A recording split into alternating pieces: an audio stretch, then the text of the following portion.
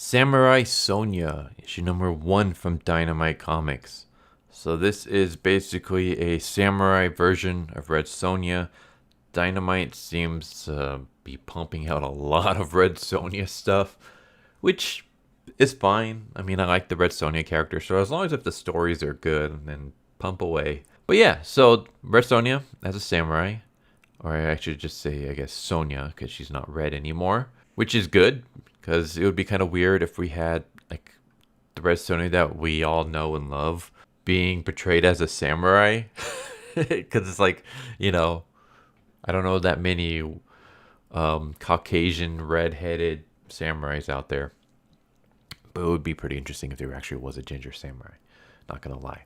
So, we have Red Sonja. She is on this boat, and we basically kind of have the world building in the beginning, where the emperor has fallen, the shoguns begin to fight over control of the land, and it was here that the greatest samurai tested their worth. Some transcended into legend, and tales of their bravery live to this day, but just as many had their names washed away in blood.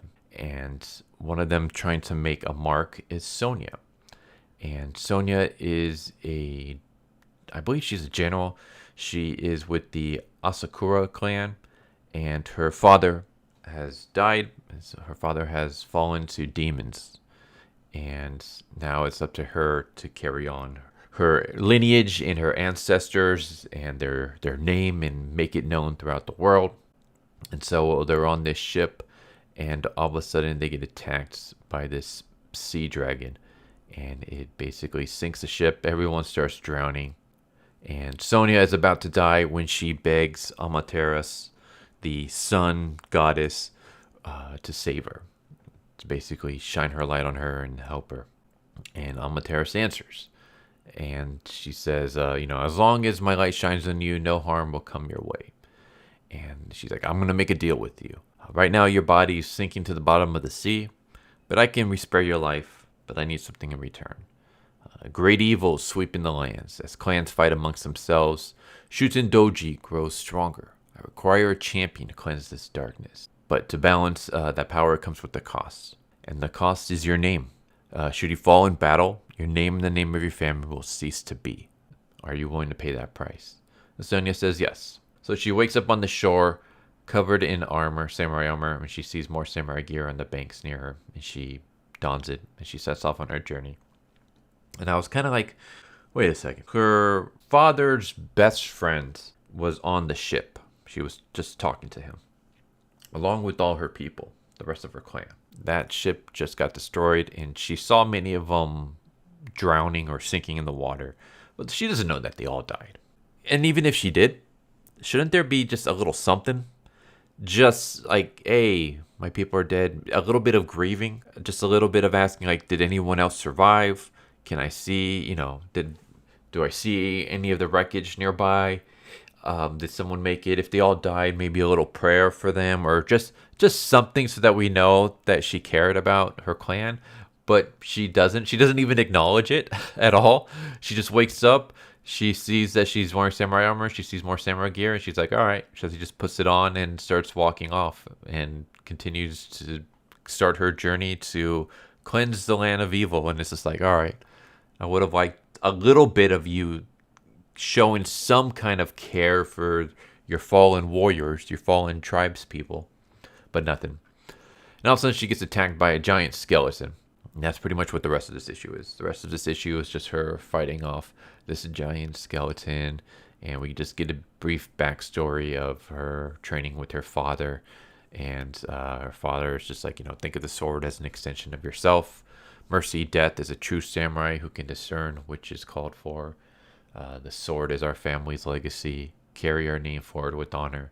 So their name means a lot, and so the fact that she put it as her price means that she cannot fall in battle, otherwise she'll lose it to history.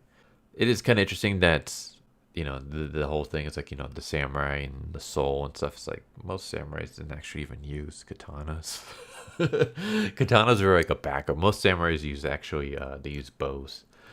She actually does use a bow in this, which was It was kind of interesting to see her use a bow to defeat the skeleton. She shoots the bow like in the spine.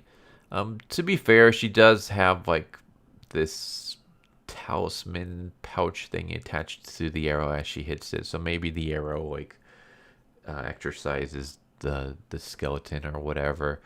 But another thing that was funny is that she prays over the body of the skeleton.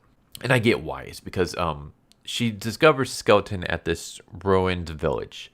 And there's like a brief moment where we see a bunch of zombie villagers, and they're kind of all like, you know, pointing at the skeleton.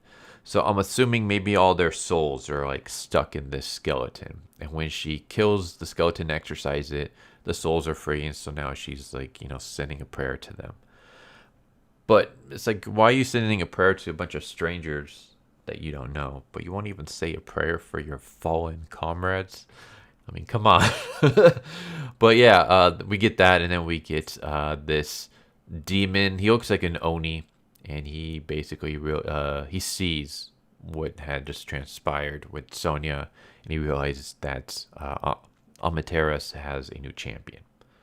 And yeah, that's basically how it ends. So most of this is just Sonja fighting a giant skeleton, as well as Sonja almost drowning, getting her powers from Amaterasu. I will say it's interesting. I'm looking forward to see where it goes.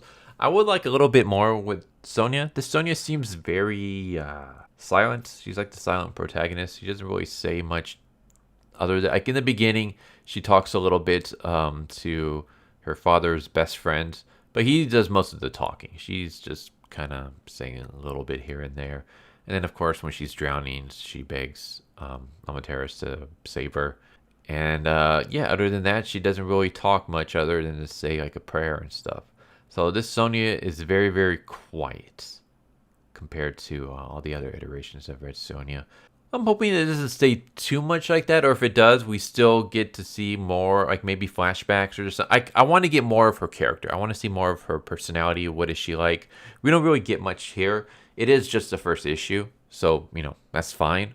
Like I mean, we get that she respected her father, but she doesn't feel like he died honorably, or at least her thing is like she'd rather have her father alive than having an honorable death. I guess I don't know. Her father's friend basically says he died an honorable death, and she just mentions he died to like a darkest most people don't even know, tear it apart to pieces. She seems very serious and stern, so I would like to see more of what her personality is like. But so far, I'm interested. I mean, I love the Japanese history.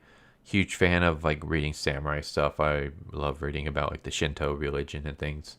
Yokais. I think the Japanese have like the best demons when it comes to like all other cultures, or at least one of the best. One of my favorite cultures when it comes to demons is the Japanese. So I would love to see what other types of demons and yokais and stuff like that that they incorporate into here. And of course, I'm a huge fan of samurais. Like the Chambaras are like one of my favorite genres of movies. Love like Yojimbo, Sanjuro, Sword of Doom, Sword of the Beast, Three Outlaw Samurais, like just the old black and white samurai flicks. Amazing stuff. So yeah, and of course I like Red Sonja. So seeing all that kind of combined, you got my interest. And this issue didn't disappoint. There are some things I would have liked a little bit more, but it's a good start, and I'm interested to see where this goes. So there you go. There's Samurai Sonja issue number 1 from Dynamite Comics.